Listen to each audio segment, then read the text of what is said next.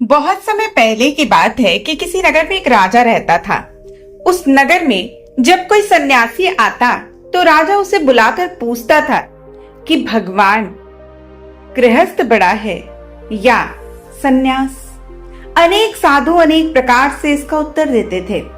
कई सन्यासी को बड़ा बताते और यदि वो अपना कथन सिद्ध ना कर पाते तो राजा उन्हें गृहस्थ बनने की आज्ञा दे देता, और जो गृहस्थ को उत्तम बनाते उन्हें यही आज्ञा मिलती थी कि तुम सन्यासी क्यों हो। इस तरह होते होते एक दिन एक सन्यासी उस नगर में आ निकला और राजा ने बुलाकर यही अपना पुराना प्रश्न पूछा।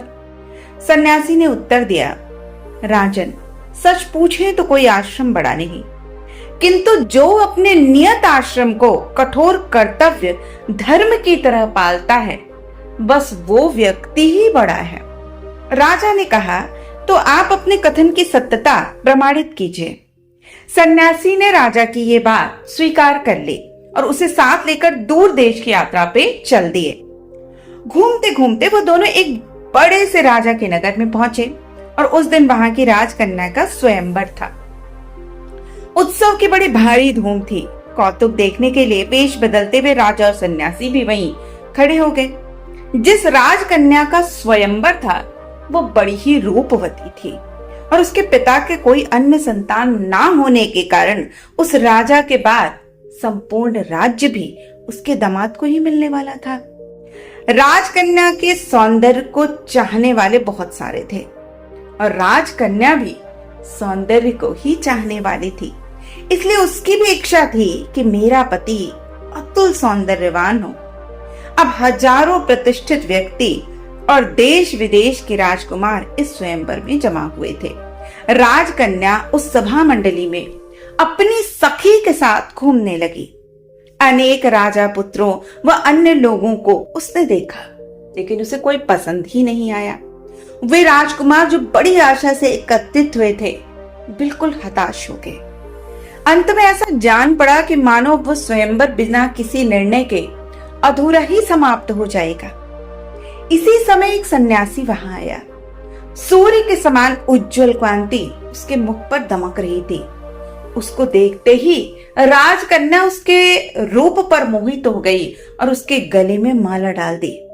परंतु सन्यासी ने तत्क्षण ही वो माला गले से निकाल कर फेंक दी और कहा, राजकन्या, क्या तू नहीं देखती कि मैं एक सन्यासी हूँ? मुझे विवाह करके क्या करना है? यह सुनकर राजकन्या के पिता ने समझाया कि यह सन्यासी कदाचित भिखारी होने के कारण विवाह करने से डर रहा होगा। इसलिए उसने सन्यासी से कहा, मेरी कन्या के साथ ही आधे राज्य के स्वामी हो जाओगे आप, और मेरे पश्चात संपूर्ण राज्य भी आपका ही हो जाएगा। राजा के इस प्रकार कहते ही राजकन्या ने फिर वो माला उस साधु के गले में डाल दी, किंतु सन्यासी ने फिर उसे निकालकर जमीन पर फेंक दिया और बोला, राजन, विवाह करना मेरा धर्म नहीं है। और ऐसा कहते ही वह तत्काल वहां से चला गया। लेकिन उसे देखकर वो राजकन्या अत्यंत मोहित हो गई। अतः वो बोली, विवाह करूंगी तो इसी से करूंगी, नहीं तो मर जाऊंगी। और ऐसा कहकर वो उसके पीछे चलने लगी। अब राजा साहब, सन्यासी, ये सब हाल वहां खड़े लोग भी देख रहे थे। सन्यासी ने राजा से कहा, राजन, आओ हम दोनों भी इनके पीछे चलकर देखें क्या परिणाम होता है।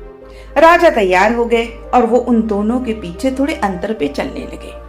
चलते चलते वो सन्यासी बहुत दूर एक घने वन में पहुंच गया और उसके पीछे राजकन्या भी उसी जंगल में पहुंची। आगे चलकर वो सन्यासी बिल्कुल अदृश्य हो गया। अब बेचारी राजकन्या बड़ी दुखी हुई, घोर जंगल में भयभीत होकर रोने लगी। इतने में राजा और सन्यासी दोनों उसके पास पहुंच गए और उससे बोले, राजकन्या, डरो मत। इस जंगल में तेरी रक्षा करके हम तेरे पिता के पास तुझे कुशलता पूर्वक पहुंचा देंगे। परंतु अब अंधेरा होने लगा, इसलिए पीछे लौटना भी ठीक नहीं है। ये पास ही एक बड़ा वृक्ष है, इसके नीचे रात काट कर प्रातःकाल ही हम लोग चलेंगे। अब राजकन्या को भी उनका जो कथन था वो उचित जान पड़ा। तीनों वृक्ष के नीचे रात बिताने लगे। उस वृक्ष के कोटर में पक्षियों का एक छोटा सा घोंसला था। उसमें वो पक्षी उसकी मादा और 3 बच्चे थे। एक छोटा सा कुटुंब था। नर ने स्वाभाविक ही घोंसले से जरा बाहर सिर निकालकर देखा तो उसे 3 अतिथि दिखाई दिए। इसलिए वह गृहस्थाश्रमी पक्षी अपनी पत्नी से बोला, प्रिय देखो, हमारे यहाँ 3 अतिथि आए हुए हैं। जाड़ा बहुत है और घर में आग भी नहीं है।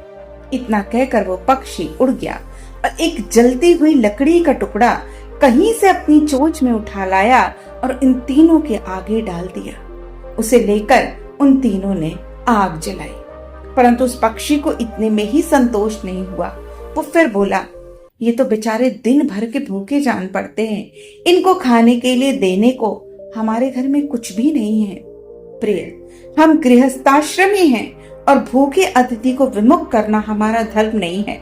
हमारे पास जो कुछ भी हो इन्हें देना चाहिए। मेरे पास तो सिर्फ मेरा देह है और मैं इनको यही अर्पण कर देता हूँ। इतना कहकर वह पक्षी जलती हुई आग में कूद पड़ा। यह देखकर उसकी स्त्री विचार करने लगी कि इस छोटे से पक्षी को खाकर इन तीनों की तृप्ति कैसे होगी।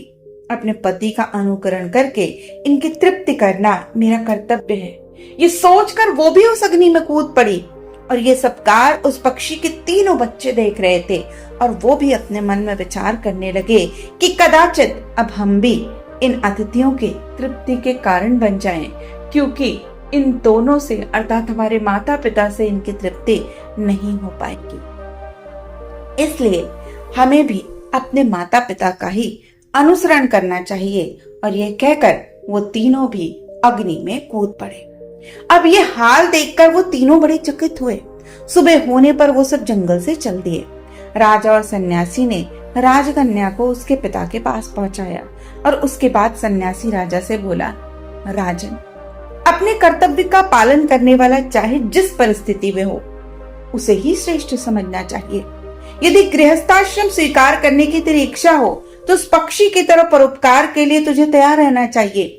और यदि तू सन्यासी होना चाहता है तो उस सन्यासी की तरह राजलक्ष्मी और धन लक्ष्मी दोनों को लज्जित करने वाली सुंदरी तक की उपेक्षा करने के लिए तुझे तैयार होना चाहिए। कठोर कर्तव्य धर्म को पालन करते हुए दोनों ही बड़े हैं। इसलिए याद रखो, इस संसार में कोई भी धर्म बड़ा या छोटा नहीं है। जो अपने धर्म को सर्वश्रेष्ठ तरीके से निभाता है, बस वही धर्म सर्वश्रेष्ठ है।